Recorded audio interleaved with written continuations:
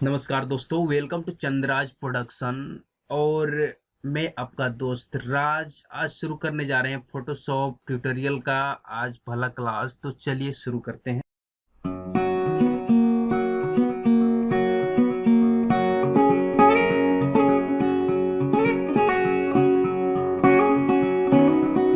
First of all अपना Photoshop open कर लेंगे और जो ये फोटोशॉप का वर्जन है हमारा वो 2015 का वर्जन है, जो कि एडोब 2015 सीसी है। और इसका जो इंटरफेस दिख रहा है वो सामने में साइड में देख सकते हैं, ये टूल बार है जो सारे टूल रहते हैं यहाँ पर। और साइड में जो दिख रहा है ये प्रॉपर्टी पैनल है, और ऊपर में जो दिख रहा है ये प्रॉपर्टी बार बोलते हैं इसे। यहाँ पर जो फर्स्ट जो दिख रहा है ये सिलेक्शन टूल है, और सेकेंड में जो है मूव टूल है। तो आज बेसिकली सिलेक्शन टूल के बारे में ही बताएंगे। मैं ये बता दूं कि ये जो इंटरफेस है इसको अपने आवश्यकता के अनुसार मतलब चेंज कर सकते हैं इसमें। जैसे कि ये कलर पैनल है तो इसको कहीं भी ले जा सकते हैं ड्रैग करके। और भी सारे जितने सारे विंडोज पैनल है इसमें उसको अपनी सुविधा के अनुसार कहीं पर रख सकते हैं। और ये हो गया आपका जैसे टूल बार। तो यहाँ से क्लिक करके इसको भी आप चेंज कर सकते हैं। ठीक है।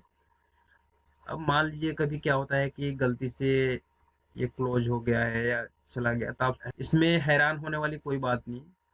और इसमें करना ये है आपको कि सिंपली आपको विंडोज में जाना है, और विंडोज में जाने के बाद वर्क स्पेस में जाना है। वर्क स्पेस में जाने के बाद रीसेट एसेंशियल क्लिक करना है। ऑटोमेटिक ये जो पहले जैसा था डिफॉल्ट वैसा बिल्कुल हो जाएगा पहले जैसा। तो दूसरा एक और ऑप्शन है जिससे आप मतलब कि पहले जैसे विंडोज को बिल्कुल कर सकते हैं। यहाँ करने में जाइए और यहाँ पर है आपको रीसेट एसेंशियल्स, तो इस पर क्लिक करेंगे तो पहले जैसा ही विंडोज आपका बिल्कुल हो जाएगा। पहले मैं बता दूं कि अगर कोई भी मान लीजिए कोई भी आप इमेज को एडिट करना चाहते हैं या कोई भी नया इमेज बनाना चाहते हैं या पोस्टर बनाना चाहते हैं, एप्स बनाना चाहते हैं, तो उसका साइज सबसे पहले आपको मालूम होना चाहिए। क्योंकि जब तक साइज नहीं मालूम होगा फोटोशॉप में आप स्टार्ट नहीं कर सकते हैं। इसमें क्या है कि जैसे कि कोई भी साइज मुझे मालूम है, जैसे कि कोई मुझे पोस्टर बनाना है तो उसका साइज मुझे मालूम है। तो यहाँ से हम सबसे पहले न्यू फाइल में जाकर के न्यू ओपन करते हैं। न्यू करने के बाद यहाँ पर ऐसा इंटरफेस आता है। इसमें कस्टम रहने देंगे डॉक्यूमेंट टाइप में। विद सेलेक्ट कर लेते हैं 1280 और हाइट जो है 720। इसको किसी मेजरमेंट में भी रख सकते हैं, जैसे कि इसमें दिया हुआ है पिक्सल है, इंचेज है, सेंटीमीटर, मिलीमीटर्स, पॉइंट्स। तो जो चाहे आप रख सकते हैं। ऐसे मैं पिक्सल रखता हूँ। और ये है रिजोल्यूशन।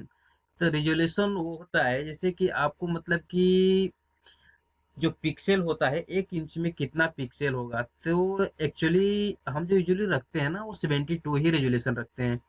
क्योंकि क्या होता है जो भी लैपटॉप मोबाइल या टीवी में जो भी आपका साइज यूज होता है ना, तो उसमें जो रिजोल्यूशन वर्क करता है वो 72 ही रखते हैं हम लोग। तो अभी इसको 72 ही रहने देते हैं। और ये जो कलर मोड है इसको आरजीबी कलर ही रहने देते हैं। अभी एडवांस में जाएंगे तो इसको इसके बारे में ज़्यादा बताएंगे। और इसको भी एज यूजुअल 8 बिट ही रहने देते हैं। बैकग्राउंड कंटेंट जो है इसमें आप चूज कर सकते हैं। व्हाइट है, बैकग्राउंड कलर है, ट्रांसपेरेंट है, अदर है। तो अभी इसको मैं व्हाइट ही रखता हूँ। ठीक है। और ये एडवांस है तो ये आगे चल करके इसको एज यूजुअल रहने दीजिए। तो यहाँ से मैं ओके कर दूंगा। ठीक है, ओपन हो रहा है। ठीक है, लोड हो गया। तो अभी जो हमारा कैनवस का साइज जो दिख रहा है वो 66.7% दिख रहा है। तो इसको मैं जूम इन जूम आउट कर सकते हैं। इसका शॉर्टकट जो होता है वो कंट्रोल दबा करके प्लस माइनस, माइनस से दबाएंगे छोटा होगा, प्लस दबाएंगे बड़ा होगा। और इसको चाहे तो आप अल्ट दबा करके माउस का स्क्रॉल करेंगे तो जूम इन जूम आउट होगा। देखिए। ओके। और देखिए आपको ये जो दिख रहा है 55.8%, तो मैं बता दूं कि कभी भी एडिट करना होगा किसी भी फोटो को या इमेज को, तो आप सबसे पहले 100% पर जाकर ही एडिट कीजिएगा। क्योंकि क्या होता है कि अगर 100% पर जाकर नहीं करेंगे, कम मान लीजिए कि 100% से कम पर करेंगे, तो उसमें दिक्कत ये होती है कि आपको गलती होने की संभावना ज़्यादा होती है। उसमें क्या होगा कि अच्छा से सिलेक्शन नहीं हो पाएगा, तो अगर जूम करके देखा जाएगा तो फिर वो दिख जाता है। तो ठीक है, कभी भी एडिट करना होगा तो 100% पर ही कीजिए। ये जो पहला टूल है वो ये है आपका मार्की टूल। तो मार्की टूल बेसिकली ये होता है कि किसी जैसे ये कैनवस है तो इसको मार्क कर रहे हैं, जैसे कि मान लीजिए कि मैंने मार्क कर दिया ये। तो इसका मतलब ये हो गया कि जितने दूर में ये मार्क किया गया है, जो एक्टिव एरिया है, वो जितने दूर में मार्क किया गया है वही एक्टिव एरिया है, यानी कि इसके बाहर कुछ भी नहीं किया जा सकता। जो भी होगा इस मार्क के अंदर ही होगा। जैसे कि मैं दिखा दूं आपको, ये ब्रश टूल लेता हूँ और यहाँ से कलर पिक कर लेता हूँ, रेड कलर। ओके, और मैं यहाँ पर पेंट कर रहा हूँ। जो भी कर रहा हूँ जो होगा ये सिलेक्शन के अंदर ही होगा, बाहर नहीं होगा। देखिए मैं बाहर में कर रहा हूँ बट बाहर में नहीं हो पा रहा है, ये अंदर ही हो रहा है। ठीक है, तो एक्चुअली मार्की टूल का ये है कि मतलब कि जो भी सिलेक्शन करते हैं, सिलेक्शन होगा जो सिलेक्शन के अंदर रहेगा, सिलेक्शन से बाहर कुछ भी नहीं होगा। तो अभी इसे हटा लेते हैं, तो यहाँ से अनडू कर लेते हैं।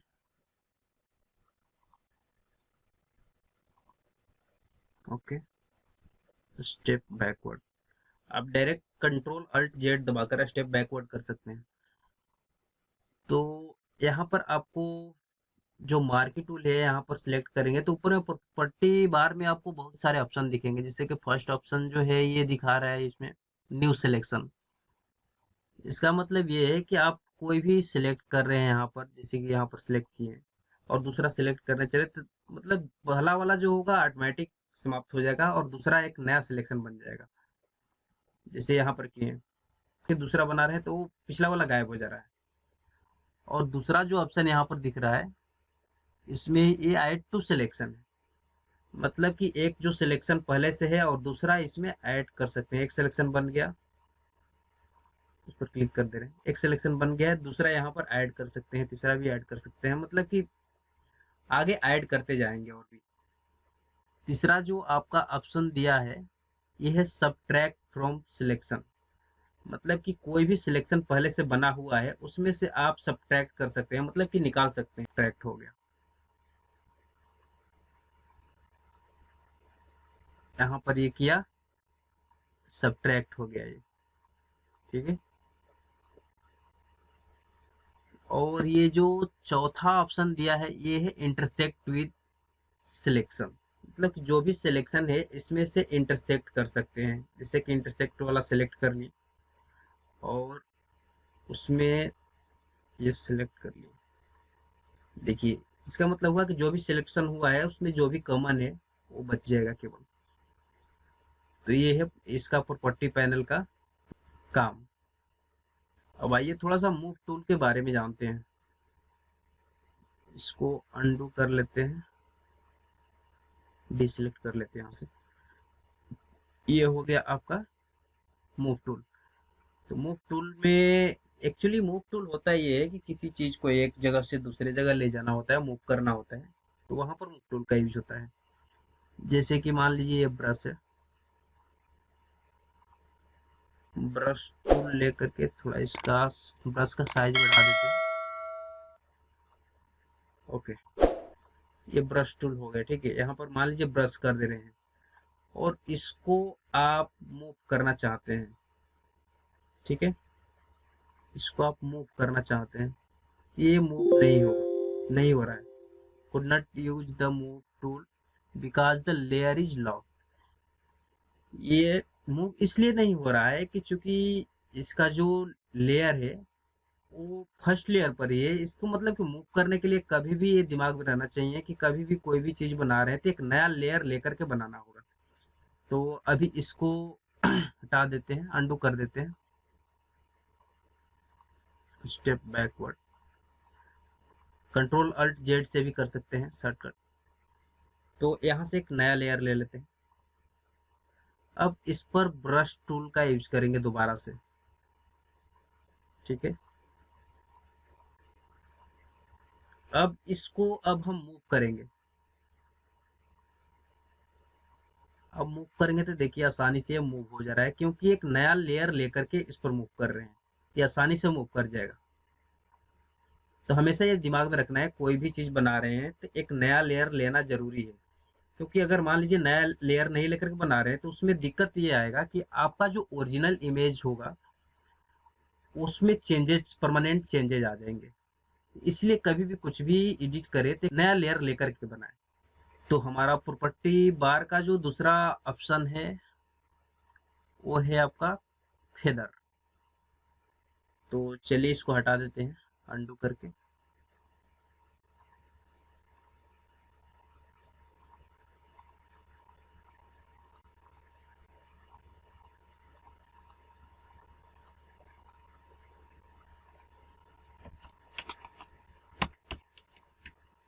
ठीक है, अब यहाँ पर फेदर क्या चीज है। अभी जो फेदर है हम वो फेदर 50 ले रहे हैं।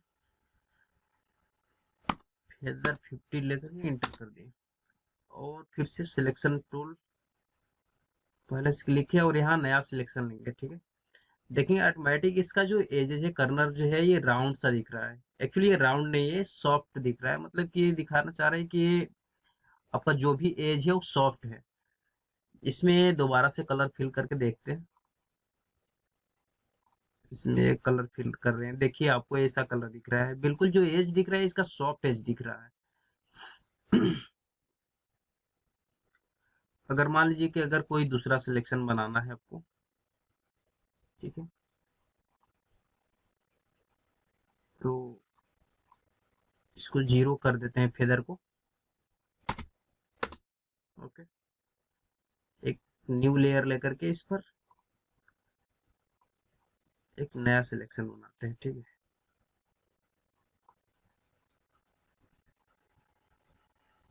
सॉरी, ये रहा हमारा नया सिलेक्शन है। ठीक है, अब इसमें कलर अभी भर रहे हैं।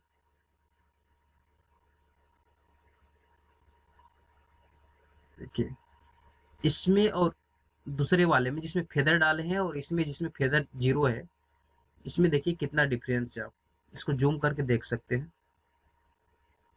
देखिए उसका एज और इसका एज, इसका बिल्कुल हार्ड एज है और इसका जो है बिल्कुल सॉफ्ट एज है। तो फेदर का यही मतलब होता है कि जिसमें फेदर डाल देंगे उसका एज जो होगा सॉफ्ट हो जाएगा बिल्कुल।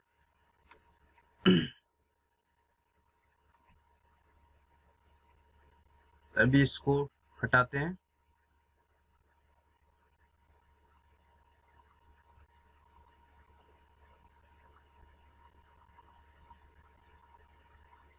एक चीज और बता दूं कि यहाँ से आप कोई चीज अगर मान लेके सिलेक्ट कर लिए और डायरेक्टली यहाँ से आप फेदर देना चाहते हैं तो यहाँ से डायरेक्टली फेदर दे सकते हैं, राइट क्लिक करके। यहाँ पर फेदर में 30 दे देता हूँ। ओके, और दूसरी चीज ये है कि यहाँ पर आपको एक सिलेक्ट इनवर्स का ऑप्शन आता है। कोई भी सिलेक्शन लेंगे, अगर सिलेक्ट इनवर्स कर लेंगे और कलर फिल करेंगे या कोई भी वर्क करेंगे तो इसका मतलब ये हुआ कि जितना सिलेक्शन है उसमें वर्क नहीं होगा, जो सिलेक्शन नहीं है उसमें वर्क होगा। मतलब कि अभी जैसे कि एक पेन टूल ले लेते हैं, ब्रश टूल, और देखिए अंदर में कुछ भी नहीं हो रहा है बट बाहर में पूरा मेरा ब्रश हो रहा है। ठीक है, तो इनवर्स टूल का यही काम है। और एक और ऑप्शन है, आपको बता दे रहा हूँ। यहाँ से आप ब्रश का साइज बढ़ा घटा सकते हैं राइट क्लिक करने के बाद। यहाँ से अलग अलग साइज का ब्रश भी चूज कर सकते हैं। तभी ब्रश का एक क्लास नहीं है, ब्रश के बारे में आगे भी बताऊंगा। इसको अनडू कर लेते हैं।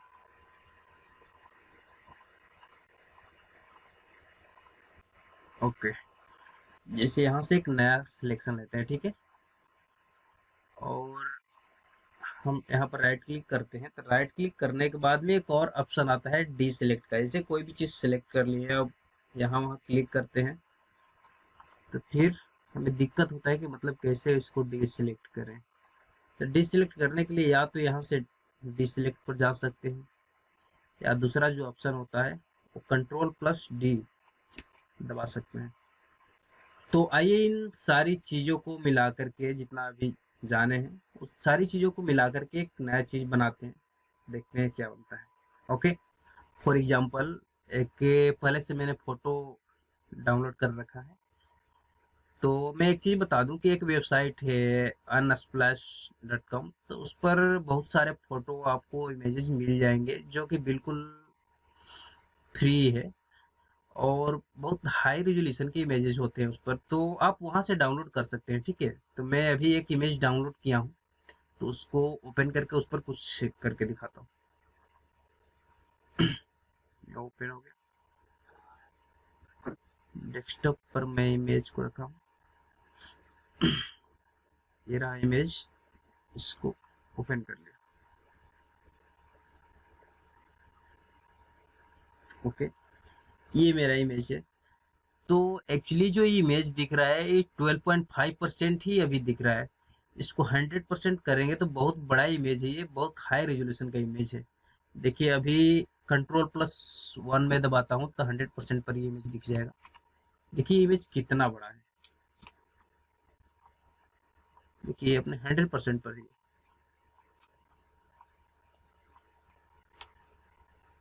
ओके, अल्ट दबा करके स्क्रॉल कर लेते हैं। तो यहाँ से हम ले लेते हैं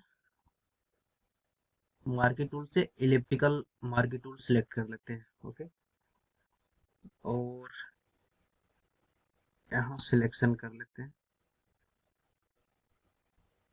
ये हो गया मेरा सिलेक्शन, और यहाँ पर हमें फेदर देना है। ठीक है, मैंने मान लो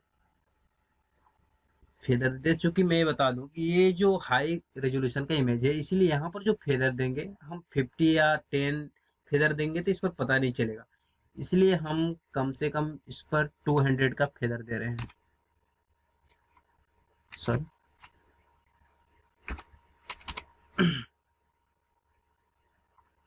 ओके, और यहाँ जो सिलेक्ट करना है, यहाँ पर सिलेक्ट इन्वर्स कर लेते हैं, क्योंकि बाहर ही में हमको फेदर चाहिए।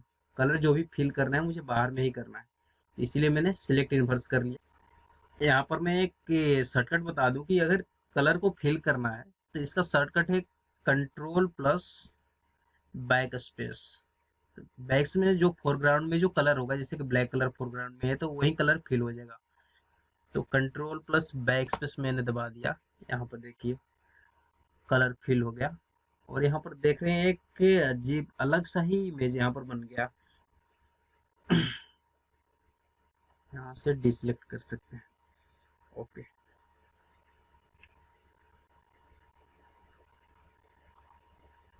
देख सकते हैं।